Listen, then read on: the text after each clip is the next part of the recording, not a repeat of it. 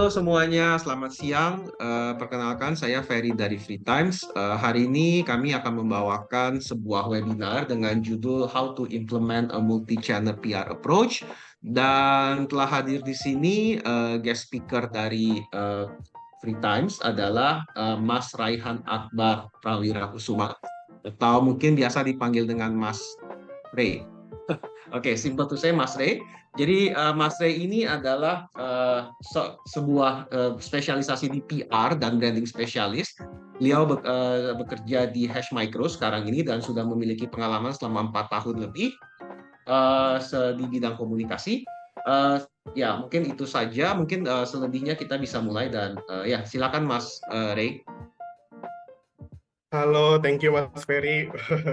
Makasih juga Free Time sudah diundang nih untuk jadi pembicaranya teman-teman semua. Selamat siang dan semoga sehat-sehat aja ya karena aku kebetulan mohon izin lagi agak batuk dan lagi agak pilek jadi agak bindeng suaranya. Tapi semoga jelas ya ucapanku. Ini udah boleh aku mulai Mas Ferry? Ya, boleh. Silakan Mas. Sip, ini aku buka dulu. Oke, so thank you sekali lagi teman-teman. Perkenalkan saya Raihan Akbar Prawira Kusuma, tapi boleh juga dipanggil Ray ya, supaya lebih simpel dan singkat aja gitu dan lebih akrab. Gitu. Jadi hari ini saya dapat panggilan dari Free Times untuk berbicara tentang gimana caranya kita bisa ngeimplementasiin uh, strategi PR yang bisa didistribute ke semua channel gitu, ke banyak channel lah ibarat katanya gitu ya. Dan sedikit aja tadi udah dikasih tahu juga sama Mas Ferry, thank you banget udah dikenalin, tapi sedikit juga dari aku. Kebetulan aku lulusan dari Universitas Pertamina gitu ya teman-teman, yang majoringnya di Strategy Communications gitu. Dan sekarang ya betul saya adalah Public Relations dan Branding Specialist dari Hush Micro, dan kebetulan sudah berpengalaman lebih dari 4 tahun. Dan selain di pekerjaannya, juga saya aktif di organisasi gitu ya, di Performing Arts lebih tepatnya, sebagai Head of Markomnya Paduan Suara-Suara Nusantara, dan Co-Head Public Relations-nya di Jakarta Performing Arts Community, buat musikal Legally Blonde yang baru aja kemarin November ditampilkan gitu. Oke, so hari ini kita bakal ngebahas apa sih, apa aja nih menu-menunya yang ada di dalam topik hari ini gitu. Jadi of course pertama-tama kita akan ngebahas soal current PR landscape dulu. Kenapa sih ngomongin soal multi-channel itu penting gitu di saat ini gitu. Kemudian gimana caranya kita nge-strategize si multi-channel PR-nya ini gitu. Terus, of course, ada case study dari pengalaman aku juga dan Q&A. Barangkali ada orang yang teman-teman semua yang mau bertanya gitu di dalam sesi ini, dipersilakan nanti di akhir ya, teman-teman. Oke, before I start, ini adalah quotes yang aku sangat sukai gitu dan sangat aku amini. Jadi, people don't buy goods and services, they buy relations, stories, and magic gitu. Jadi, ini benar-benar kayak reflecting if your brand, if you represent a brand dan kamu nge-brandingin suatu perusahaan gitu ya, dan brand itu berhasil nge-engage audience dengan secara masif, dengan secara personal, dan segala rupanya itu, maka mereka akan consider brand kamu pasti. Akan jarang mereka pindah ke lain brand gitu karena ya yang mereka beli adalah relationsnya, yang mereka beli adalah stories behind your brand kayak gitu. So ini sangat aku jaga banget, aku penjaga sih, aku terapkan banget dan aku sangat jadikan kiblat gitu ya untuk sebagai public relations and branding specialist kayak gitu. So, langsung aja kita mulai. Trennya tuh sekarang gimana sih untuk public relations itu? Sekarang ini nggak cuma industri aja gitu ya yang mulai ada transformasi digital gitu. So, karena di industri juga, bahkan karena industri itu udah transform gitu ya, digitally transform, udah ada industri 4.0, bahkan nanti udah ada canang-canangan soal industri 5.0 juga itu, maka PR pun juga harus digitalize kayak gitu. Apalagi sekarang mungkin kalau kita ngomongin 10 atau 15 tahun ke belakang, PR itu publikasinya kebanyakan lewat newspaper gitu ya, magazines. Of course itu masih ada, cuma banyak juga sekarang nih yang udah punya platform-platform digital gitu. Bahkan apa ya, kayak platform digital nih maksudnya adalah news channel, terus juga sosial medianya mereka juga kayak begitu. So dan aku juga nggak sedikit nih nemuin banyak vacancy yang hiringnya tuh digital PR. Mereka udah specifically hiringnya digital PR. So menulis itu pasti masih menjadi keharusan ya untuk seorang PR ya. Tapi content creations juga adalah satu added skill yang bisa jadi value lebih gitu di saat ini gitu di current era gitu ya. Kemudian ada content integrations juga. So yes, content integrations ini maksudnya adalah kamu pasti akan orang-orang ini zaman sekarang bakal ngelihat brand itu nggak cuma dari satu channel doang. Jadi banyak banget channel yang mungkin akan dilihat sama brand ini. Jadi punya konten yang terintegrasi itu mungkin akan bisa membuat apa ya, brand kamu atau perusahaan yang kamu lagi PR-in gitu ya, kelihatan konsisten gitu message-nya. Dan kenapa sih kita harus menerapkan itu gitu? Karena satu, audiens ini punya preferensi yang sangat diverse gitu ya. Mereka punya media appetite yang beda-beda. Mungkin apalagi sekarang kan kita udah terbreakdown oleh generasi-generasi ya. Ada generasi X, generasi milenial, generasi Gen Z gitu. Terus mereka pasti punya media appetite atau consumptions media mereka itu beda-beda gitu. Ada yang sukanya ke TikTok mungkin untuk para Gen Z gitu. Ada yang juga sukanya ke Instagram gitu. Atau kalau misalkan kamu lagi ada di industri yang B2B market, kayak aku nih kebetulan sekarang di Hush Micro itu B2B market ya. Jadi yang disasar adalah para pemangku kepentingan dan pemegang keputusan di perusahaan gitulah. So yang mungkin akan ditap adalah generasi X sampai boomer gitu. Jadi apa aja sih platform-platform yang harus kamu gunakan kalau misalkan kamu mau ngetap ke mereka kayak gitu. Kemudian konsisten messaging, ya ini yang tadi sudah dibilang juga sebelumnya, karena kita kalau misalkan punya message yang konsisten, so kita punya 360 approach yang oke juga gitu di brand kalian. Maksudnya gimana? Jadi kayak yang tadi aku bilang, selain nanti ujung-ujungnya akan ningkatin visibilitas gitu ya, brand kalian tuh akan terlihat konsisten gitu. Dan of course kita sebagai PR pasti mau communicate ke publik ke publik itu yang bagus-bagus tentang perusahaan kita. Tapi kalau misalkan nggak konsisten, jadi kelihatannya bakal jadi pertanyaan nih buat publik nih, kok yang di sini ngomonginnya ini, ngomongin di situ ngomongnya gitu gitu. Ini apa ya, maksudnya konsisten itu adalah secara narasi ya teman-teman, bukan berarti konten TikTok sama konten Instagram tuh harus plek-ketiplek sama. Boleh banget ada penyesuaian untuk tipe kontennya, tapi secara narasi besar sama kayak gitu. Terus kita ngomongin gimana caranya kita menstrategikan multi-channel public relations ini gitu ya. Pertama kita harus tahu dulu objektifnya apa. What is your objective dari campaign ini maupun dari apa ya, direksi perusahaan gitu, mau ke arahnya mau kemana sih kayak gitu. Kalau misalkan campaign ini mau increase brand awareness, akan berbeda sama objektif ketika kita lagi launching produk, di mana biasanya kalau misalkan kita launching produk, yes pasti ada awareness-nya dulu, tapi end game-nya adalah pasti dia pengen ada conversion gitu di dalamnya, ngebuat publik jadi pengen beli lah at least buat produk kita gitu ya, baru kita launch kayak gitu. Kemudian know your audience, define juga audiensnya nih secara demografis, psikografis itu harus di-define. Jadi seperti kayak dari generasi apa sih mereka kayak gitu. Kalau dari generasi terlalu spesifik, mungkin bisa di breakdown lagi kira-kira usianya dari rentang berapa sampai berapa aja kayak gitu. Terus preferensi mereka gimana? Preferensi di sini mungkin preferensi dalam mengkonsumsi media gitu ya. Kayak yang tadi udah dibilang juga, misalkan aku sebagai generasi Z gitu ya, pengennya sih konsumsi medianya tuh dari Instagram misalkan. Mungkin ada juga dari teman-teman aku yang lain pengennya konsumsinya dari TikTok atau dari X atau Twitter kayak gitu. So harus tahu juga preferensinya mereka kayak gimana. Terus behavior ini sangat luas karena nggak cuman kalau tadi media appetite-nya mereka, sekarang ini gimana time-nya mereka tuh biasanya consume media itu di jam berapa aja. Kalian harus tahu prime time-nya gimana, terus kebiasaan mereka dalam konsumsi media, apakah cuman scroll-scroll doang, apakah suka nge-share, kayak gitu-gitu. Sorry mau batuk.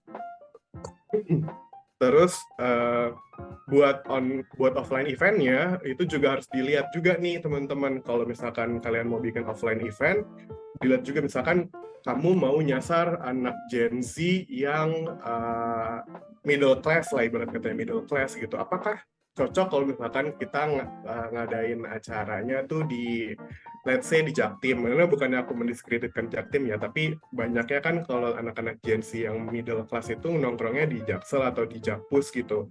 Jadi consider untuk pilih tempat yang sekiranya banyak Gen Z, walaupun nggak kalian undang atau walaupun dia nggak terpapar sama misalkan konten-konten dari perusahaan kalian, tapi mereka ngeliat langsung nih, oh ada event nih, mereka bisa datang langsung kayak gitu.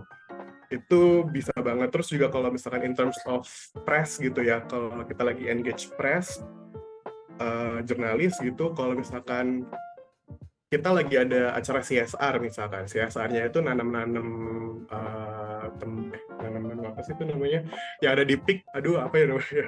Ya itulah yang mangrove, sorry. Mangrove ya, Iya, mangrove. mangrove. Nanam-nanam mangrove gitu. Itu kan di daerah Jakarta Utara. Nah, kalian juga harus lihat kira-kira media ini banyak nggak ya kantor yang di Jakarta Utara, atau lihat di confirmations attendance-nya. Oh, ternyata misalkan ini kumparan yang confirm berarti itu di Jaksel, ini Medcom, Media Indonesia, grupnya Media Indonesia lah.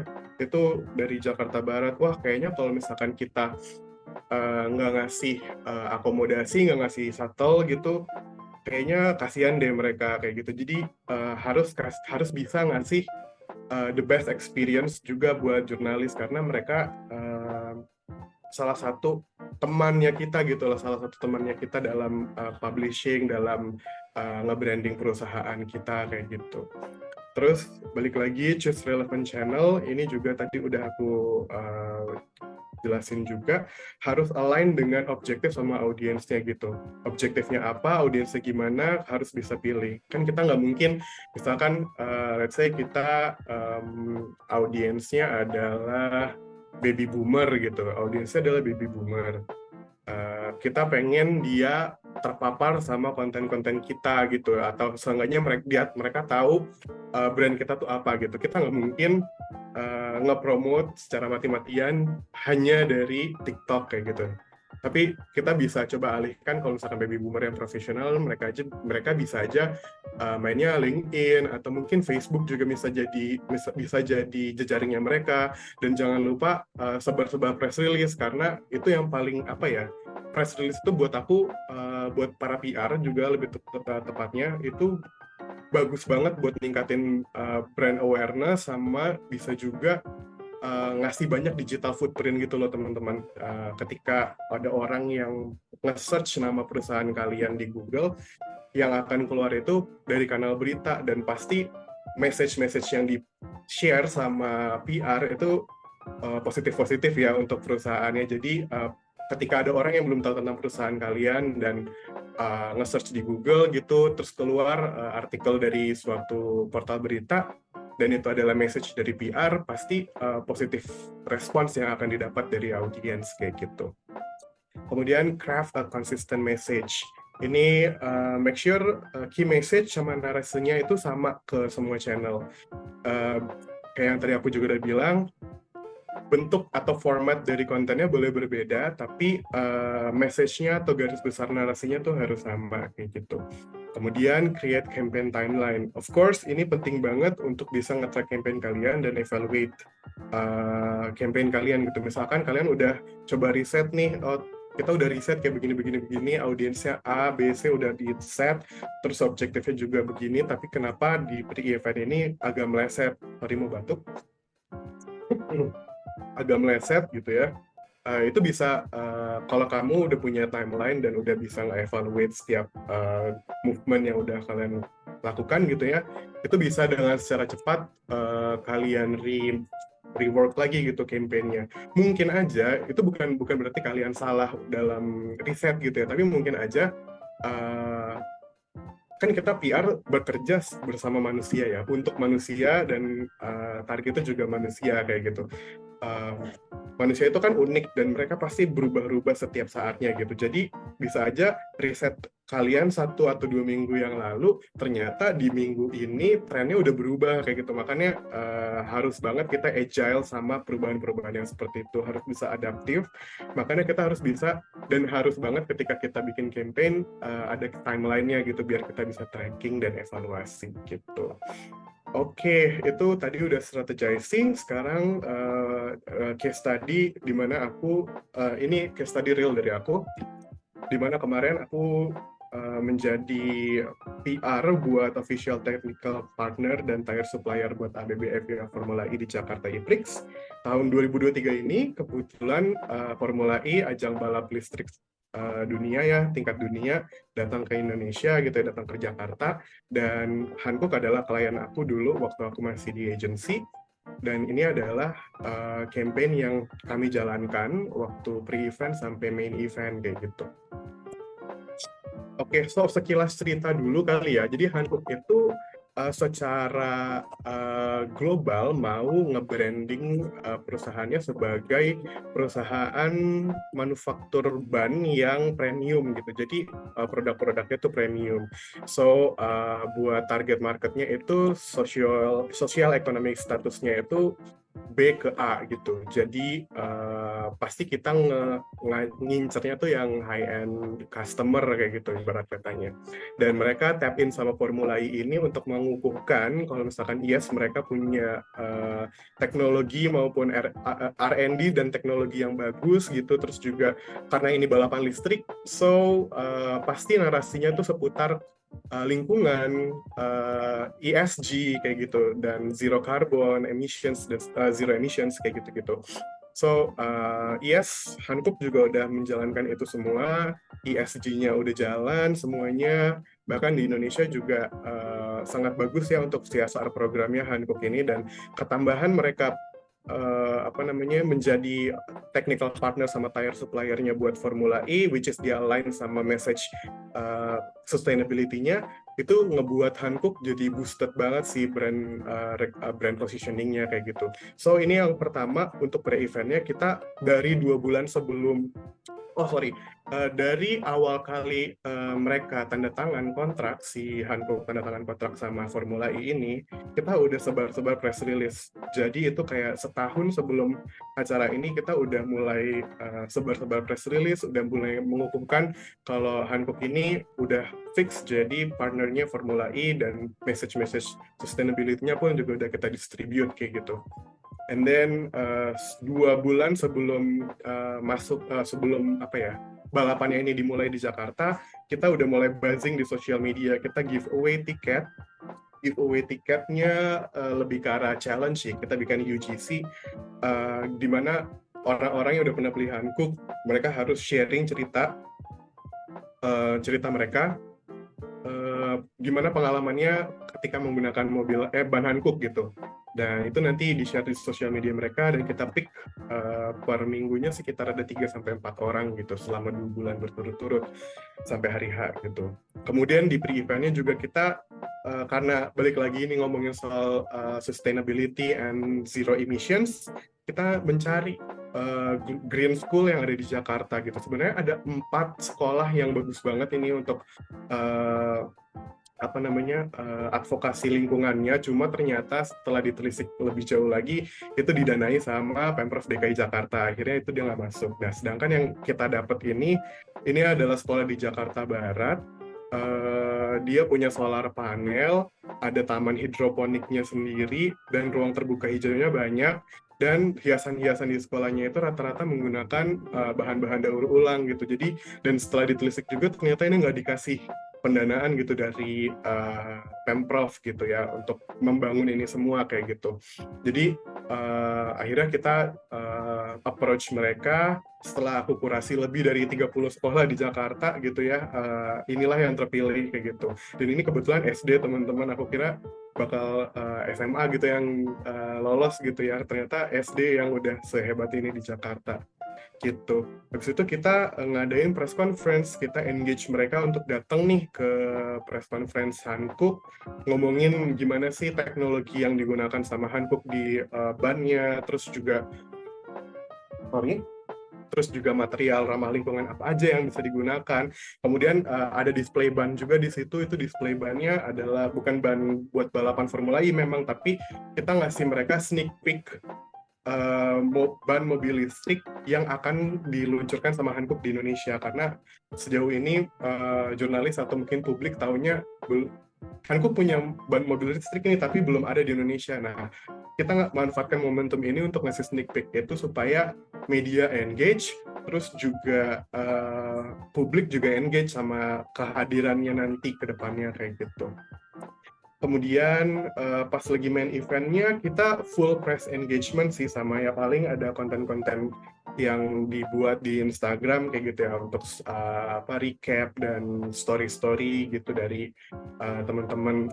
Sama yang kemarin dapat tiket giveaway dari kita, mereka juga bikin UGC selama di race day sih, jadi itu juga ngebantu kita buzzing banget di sosial media. Nah ini press engagementnya kita ngasih sekitar 20 tiket gitu ke jurnalis, dan ini yang terdokumentasi cuman segini. Yang sebelah kanan itu saya dan beberapa jurnalis gitu, dan di sebelah kiri kebetulan itu manajer saya sama beberapa editor dari suara.com, terus Kumparan sama Kontan gitu. Itu yang sebelah kiri, mereka ada di kelas Diamond, kalau nggak salah ada yang harganya belasan juta untuk masuk ke situ gitu. Apa sih yang kita dapat gitu dari engagement sama mereka kayak gitu. Nah, walaupun kita nggak menyediakan konten video, konten foto segala rupanya itu, tapi alhamdulillahnya para jurnalis ini tuh sampai niat, sampai ada yang bikinin video YouTube gitu nih dari suara.com, mereka sampai bikinin video YouTube. Terus juga si Kata Data, Tren Oto, mereka ngebikinin konten Instagram gitu ya, dan ini buat naikin juga si curiosity dari publik gitu, karena ini ngomongin soal ban mobil listrik yang akan diluncurkan di Indonesia gitu sama Hankook. Kemudian ini dari automotivenews.com juga mereka buatin konten Instagram kayak gitu. Dan secara digital footprint juga banyak banget, karena teman-teman dari wartawan itu juga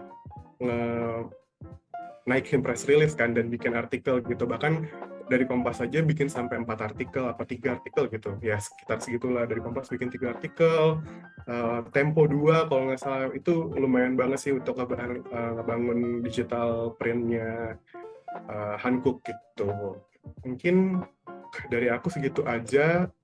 I know it's sedikit, tapi aku harap bisa bermanfaat buat teman-teman semuanya. Jadi kalau misalkan ada yang mau bertanya-tanya, silakan dipersilakan. Oke, terima kasih, sangat keren dan sangat informatif dan sangat padat ya dari Mas Ray ini ya. Oke, mungkin kita langsung ke sesi tanya jawab. Ini sekarang sudah ada pertanyaan dari Tisha. Bagaimana kegiatan pre-event atau pra-acara dan main event atau acara utama agar efektif dalam meningkatkan keterlibatan press sehingga menciptakan kesadaran sosmed seperti yang diilustrasikan dari kasus Formula E tadi, Mas Raihan. Oke, so kalau mau nge-engage keterlibatan press gitu ya, pertama kita harus approach secara personal dulu sih, maksudnya kayak chat dulu nih si jurnalisnya, at least kenalan dulu, jangan tiba-tiba langsung belum kenalan udah langsung nyebar press release gitu, jangan kayak gitu. Jadi kita kenalan dulu secara personal, treat mereka sebagai teman. Kalau misalkan kita lagi ada waktu senggang, ajak mereka nongkrong aja dulu kayak gitu, ajak mereka nongkrong, terus ngobrolin soal kalau ini kan di kasusnya adalah Hankook gitu ya, berarti kita ngobrolin soal tren otomotif atau industri otomotif gitu pas lagi ngopi. Nah setelah itu baru kita bisa kayak sebar-sebar rilis nih ke mereka, sebar-sebar rilis, walaupun mereka nggak bales, walaupun mereka nggak ngejawab kayak oke mas kayak gitu, atau kayak sip ditayangin ya kayak gitu, nggak apa-apa, sebarin aja terus. Kalau misalkan udah kenal sama dia, sama orangnya tuh disebarin aja terus, sebar. Itu cara supaya kita bisa engage gitu. Apalagi di Hankook ini, di Formula E, kita udah nge-engage si jurnalis-jurnalisnya ini tuh setahun sebelum balapan ini dimulai gitu. Dan setiap bulannya atau sebulan sampai 2 rilis gitu ya, karena kan balapan-balapan di negara lain juga kita sebar tuh pakai rilis, dan mereka nerima itu. Dan mereka akhirnya kayak, ini Jakarta kan mau ada balapan, bikin preskon dong mas, kayak gitu dibikinin. Dia malah pada minta bikin preskon karena saking seringnya kita engage mereka pakai artikel-artikel kita kayak gitu. Terus pas main event, eh, karena ini apa ya, complementary dari kita, dikasih tiket gitu sama kita, dan itu mereka sangat bersyukur banget sih untuk para jurnalis-jurnalis otomotif ya, terutama mereka sangat senang dan mereka sangat mau nonton dan mau ikut gitu. Jadi itu waktu itu weekend hari Sabtu, kita udah kayak deg-degan banget, aduh ini kayaknya gak bakal ada yang datang nih jurnalis, tapi alhamdulillahnya lebih dari 15 kayaknya yang datang, memenuhi kita undangan gitu dari 20 orang gitu sih. Jadi harus bisa targeting dengan tepat gitu ya. Oke, baik. Jadi targeting dengan tepat, lalu habis itu kita juga sudah kenalan dengan baik, lalu kita juga mengirimi mereka supaya mereka mendapatkan awareness di main pikiran mereka begitu ya, bahwa akan ada event ini gitu kan, something like that ya. Ya, oke, sangat bagus. Lalu ada pertanyaan kedua masih dari Disha. Oke, pertanyaan lalu dalam rancang timeline campaign, mungkin ini kepada ya, karena ini kan sebuah acara event yang berlangsung 11 tahun sebelumnya kan. Nah, pas kita bikin timeline itu faktor apa aja sih yang harus dipertimbangkan untuk melacak dan bagaimana kita men-track evaluasinya atau KPI-nya apa sih gitu kan, effectiveness-nya. Oke, Oke, silakan Mas Rehan. ya. Jadi setiap channel itu pasti punya bahan atau KPI evaluasinya sendiri gitu ya.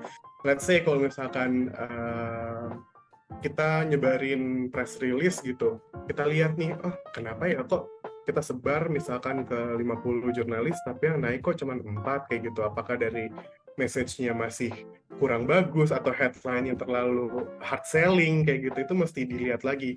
Ntar kalau misalkan kita udah nemuin kesalahannya gimana, atau kita bisa minta feedback sama jurnalisnya, Mas mau minta feedback dong, ini tulisannya gimana ya, kalau misalkan mereka bilang, Mas ini harusnya masuknya advertorial, oh berarti kalian harus nulis ulang, bukan nulis ulang sih, ya rework aja dari press release-nya, kayak di softin dikit, lebih di tone down sedikit aja kayak gitu, terus dikirim lagi, Mas kalau kayak gini gimana, terus kayak oke ini kayaknya bisa kayak gitu.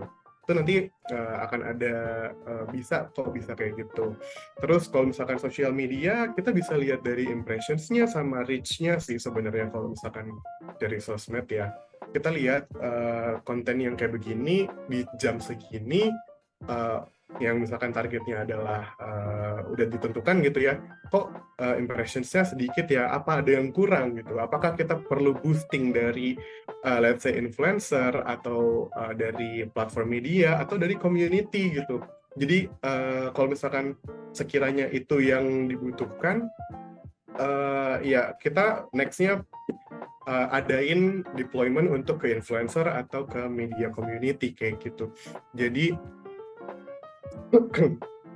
mengukur atau mengevaluasi efektivitasnya dilihat dari data sih sebenarnya sih kayak gitu. Nanti Oh, kalau oke. Ada lagi Mas, sedikit ah, lagi. sorry, Nanti silakan lanjut ya. Ya, nanti kalau misalkan dari trackingnya ini, dari timeline trackingnya udah oke-oke aja sampai selesai event, terus kalian mau nyebar survei gitu ya ke publik gitu ya, pakai lembaga survei buat ngelihat efektivitas kampanyenya, itu bisa juga. Nah nanti kalian bisa lihat campaign yang udah on track ini tuh sebenarnya bisa beneran impactful apa enggak sih kayak gitu. Jadi kalau misalkan impactful, oke pertahankan. Kalau misalkan nggak impactful, evaluasinya kayak gimana gitu. Itu bisa didapatnya dari data gitu. Oke, thank you. Ya, berarti kita do and try ya. Oke, good. Mas, ada satu pertanyaan lagi, mungkin ini masih relevan tadi kepada channel apa. Nah, mungkin di penjelasan Mas Raihan ini mungkin pertanyaan terakhir juga. So, pertanyaannya gini dari Tasya, bagaimana perusahaan bisa menentukan saluran yang paling relevan untuk strategi PR mereka? Tadi kan Mas Raihan bilang kan, oke, jadi kita sebarin dulu ke semuanya. Habis itu baru kita evaluate based on the data dan kita bisa mungkin enhance di mana lagi gitu kan. Tapi di awal-awal itu apakah semuanya sama gitu budgetnya, misalnya semua sama dipukul rata, misalnya beriklan di Meta, beriklan di Instagram, lalu beriklan di koran atau apa, semuanya sama atau seperti apa, kita tahu saluran yang paling efektif untuk PR channelnya. Oke, jadi saluran yang paling efektif nge-define pertama kali Ya, itu, jadi fine, betul. ya, nge-define pertama kali itu harus dilihat dari target audiensnya dulu sih Mas. Kalau misalkan kita target audiensnya misalkan let's say Gen Z gitu ya, terus kita ngiklannya di koran cetak gitu. Apakah mereka masih membaca? Mungkin ada yang membaca, cuma kayaknya nggak masif gitu. Beda urusannya kalau misalkan kita ngiklannya misalkan di IDN Times gitu. Kalau misalkan yang untuk yang Gen Z ya, Rilio kayak gitu-gitu. Mungkin itu bisa lebih nge-grab mereka gitu dibandingkan yang koran cetak. So, menurut aku faktor yang paling penting itu selain objektif dari campaign ya, kita lihat juga target audiens kita itu siapa gitu. Jadi biar lebih tepat sasaran aja channelnya kayak gitu. Oke, siap, Mas Raihan. Terima kasih dan sangat informatif sekali. Mungkin sekedar kita sebelum selesai, jadi kami dari Free Times ini, Free Times adalah sebuah media distribusi press release. Sederhananya, kami dengan biaya yang sangat murah, 300.000, Anda bisa mendapatkan press release Anda tayang minimal di 20 media. Dan Anda juga bisa memasukkan backlink, dan kami juga bisa bantu penulisannya jika Anda tidak ada waktu untuk menulis. Ya, kurang lebih seperti itu. Terima kasih Mas Ryan atas waktunya. Dan sebelum kita mengakhiri acara ini, mungkin semuanya saya minta tolong open cam agar kita bisa foto bersama untuk dokumentasi. Ya, oke. Kalau gitu terima kasih Mas Raihan dan terima kasih semua peserta yang telah hadir di webinar kali ini dan kita akan berjumpa lagi mungkin di webinar berikutnya. Oke, selamat siang dan ya, sampai jumpa. Terima kasih Mas Ferry, sukses buat Terima Free kasih. Time. Terima kasih semuanya.